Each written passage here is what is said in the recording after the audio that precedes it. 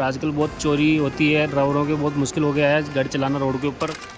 इतने सारे अशोक लीलैंड के टेल को देखे हैं अभी तक, लेकिन इतना बड़ा टेल को और इतनी सेफ्टी और इतनी छाया से बड़ा हुआ टेल को मैंने पहली बार देखा। तो आपका स्वागत है मेरे न्यू ब्लॉग में। दोस्तों मैं अभी मंगलवाड़ के पास में हूँ और अपनी गाड़ी थोड़ी मिस्टेक कर रही है, तो मैं उसको मंगलवाड़ पेट्रोल के अंदर लेके आया हूँ।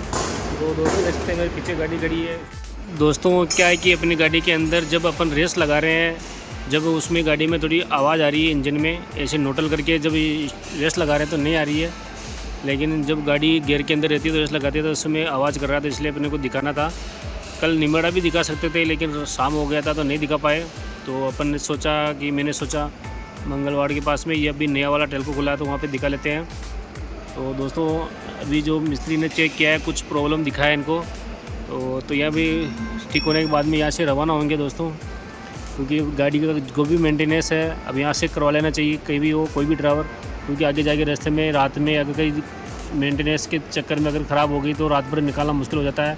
और आजकल बहुत चोरी होती है, ड्राइवरों के बहुत मुश्किल हो गया है गाड़ी चलाना रोड के ऊपर, इसलिए दोस्तों सावधानी से जो भी काम हो गाड़ी में करा के निकलना चाहिए। मैंने इतने सारे अशोक लीलैंड के टेल को देखे हैं अभी तक, लेकिन इतना बड़ा टेल को और इतनी सेफ्टी और इतनी छाया से बड़ा हुआ टेल को मैंने पहली बार देखा हूँ। यहाँ पे कम से कम 40-50 गाड़ी आ सकती है और बारिश भी कितना भी हो तो अंदर गाड़ी खड़ी रहती है, कोई दिक्कत नहीं है। अगर गाड़ी के अंदर माल भरा हो भीगने वाला तो भी कोई दिक्कत नहीं है। बहुत सारे मिस्त्री लोग हैं, बहुत बड़ा टेल को है दोस्तों। ये भी जो उदयपुर के पास में मंगलवाड़ है, चित्तौड़ के पास में, यहाँ पर भी ये टेल को खुला है अभी नया कम से कम 5-6 महीने हुए हैं। बहुत अच्छा टेल को दोस्तों, अपनी गाड़ी का भी काम यही हो रहा है। तो देख सकते हैं दोस्तों बहुत सारी गाड़ियाँ भी खड़ी है यहाँ पे और बहुत बड़ा ऊपर चादर लगा रखे हैं, बारिश के अंदर भी कोई दिक्कत नहीं है।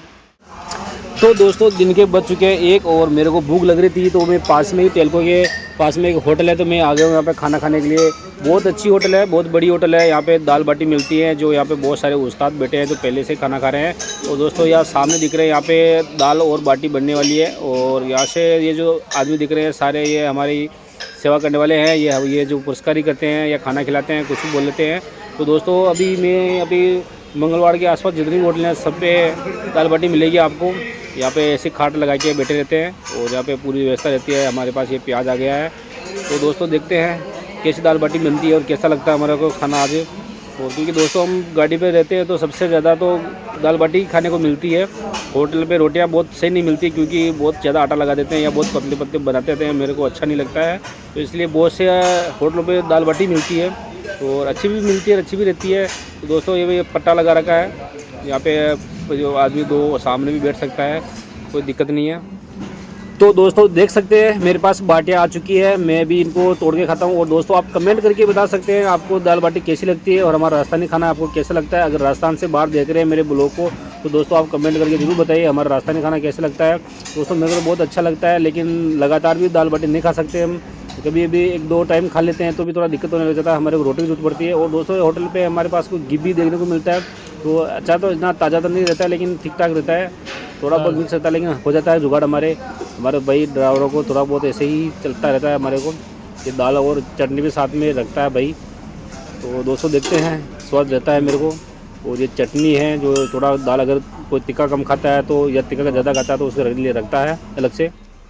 सुबह से गाड़ी के अंदर घुसाया था, ये सोच के भी 1-2 घंटे के अंदर फ्री हो जाएंगे, लेकिन नहीं हो पाई है क्योंकि काम कुछ नहीं था, लेकिन वो बोल्ट अंदर हेड के अंदर टूट गया था तो वो नहीं निकल पाया, तो शाम पड़ गई थी। और अभी भी शाम रात के 8 बज गए, अभी भी मेरी गाड़ी नहीं निकली है, देख सकते हैं पूरी खुली हुई है पड़ी है। तो अभी दोस्तों रात नाइट के अंदर 2 मिस्त्री बचे हुए हैं तो वो करने की सोच रहे हैं, तो देखते हैं कब निकलते हैं। आज का दिन अपना वैसे ही ख़राब हो गया दोस्तों, चलो अभी मिस्त्री के भरोसे हैं कब ठीक होती है अपनी गाड़ी, तो इनका भी इंतज़ार करने वाले हैं दोस्तों। वो तो एक गाड़ी खड़ी है वो सामने वहाँ पे लगे हुए हैं, वो गाड़ी ठीक होने के बाद में अपनी गाड़ी का नंबर है पूरे टेल्को के अंदर। कुछ ही गाड़ियाँ बची है, दिन में तो बहुत सारी भरी हुई थी। तो दोस्तों मिलते हैं नेक्स्ट ब्लॉग में।